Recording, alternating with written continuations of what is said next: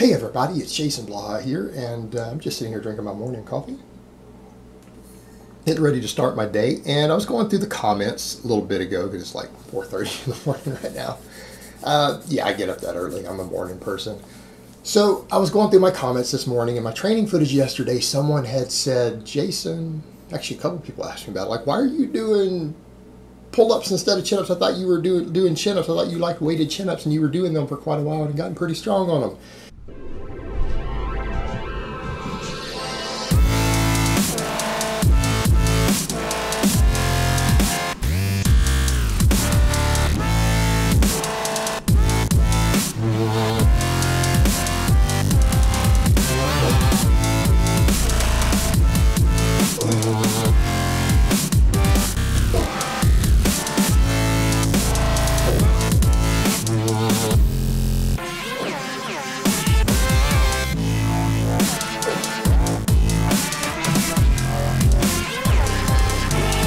Yeah, I did. I got up to where I was doing 100 pounds from a dead hang with 100 pounds of plates hanging. But I quit doing them mainly because, again, my bicep tendon, my old bicep injury, and that's what the other reason I went back to high bar squat was because of that. And it kind of brings up the point of when we're working around different irritations, old injuries, of sometimes we have to do an exercise that might not be the most perfect variation of that exercise, right? Might not be the most perfect for whatever goal, but it's still a really, really good exercise, and that's what you have to do sometimes. Sometimes things like connective tissue inflammation, overuse, will dictate to you that maybe you have to do different variations of an exercise. And I think the chin-up versus the pull-up is one of those perfect examples. Now, a bunch of people are going to go, Jason, what about your guns? What about your guns? Would you build bigger guns with chin-ups and pull-ups? Be like, guys, I'm good, man. I'm good. I already got guns. We're good. For those curious, those are Glock 21s and 45 ACP. So, that aside, now my European and liberal followers are going to all freak out on me.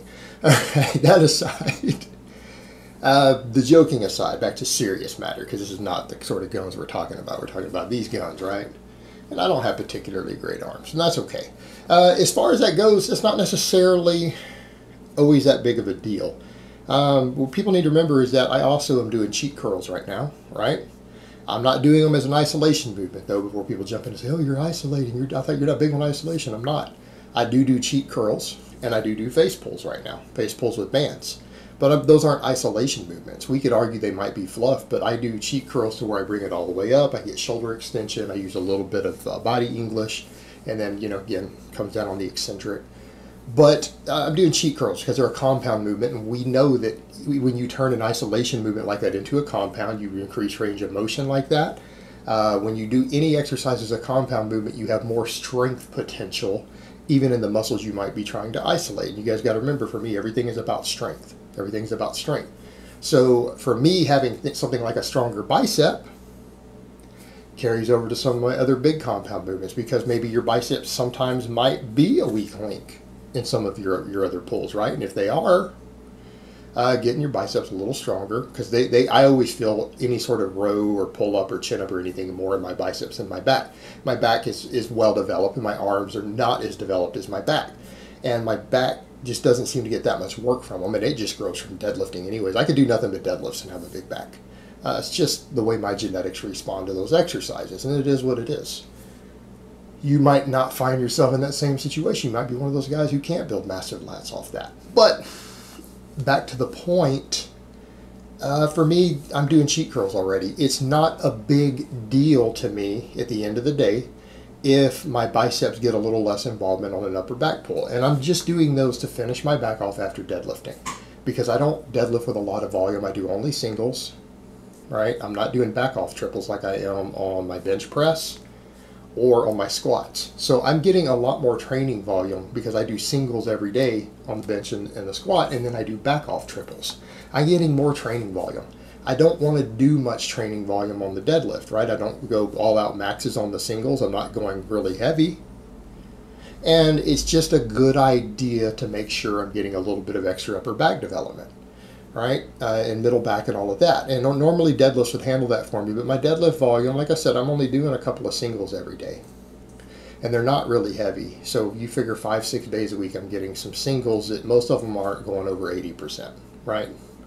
That's not a whole lot of training volume, and it's just to make sure that I'm getting enough upper back work and middle back work. That's all it is. And so I do them immediately after. So right now, yeah, I'm just jumping over and started messing with that actually a couple days ago, and I did it again yesterday, of just doing a few dead hang pull-ups after I finish my deadlift. I just move that bench and everything, and maybe 60 seconds after my last deadlift, I jump up and crank out a few pull-ups.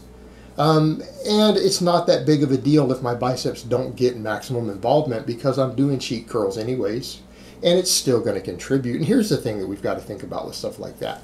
Yeah, we know from the line of pull, we know from the biomechanics, we know from EMG studies that pull-ups do not work the biceps quite as well as chin-ups, with an underhand grip, right? While I'm pacing you, supinated grip.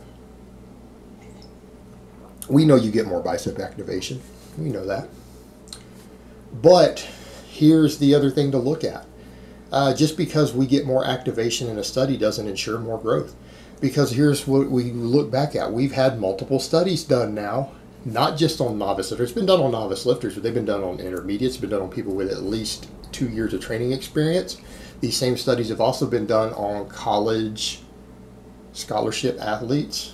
I think they did a bunch on a bunch of basketball players who had already been lifting. They were in the strength and conditioning program, and they had a bunch of these guys. So these are genetically gifted guys who already have a training background. They're already trained, right? They've already been in their college strength and conditioning program. They're already scholarship athletes who they run the same sort of studies on. And we found that lat pull downs produce just as much muscle growth. Just as much muscle growth as a curl does, and 3 different subtypes of the demographics. And scholarship athletes already in a program, and intermediate lifters, with 2 years of training experience, and in novice lifters. All 3 of those, this has been studied and looked at, and it's been measured. And when you run them for several months of just having a group do enough curls to stimulate volume versus enough lat pull downs to have enough volume to stimulate muscle growth, you see about the same amount of bicep growth, or no amount of lat pull down with a pronated grip. So arguably, any of your big pulls are going to cause your biceps to grow some. But in my case, I'm not getting that tendonitis, that inflammation in that left bicep that I've injured before. And you guys know I've lost tissue there, just so we make that clear.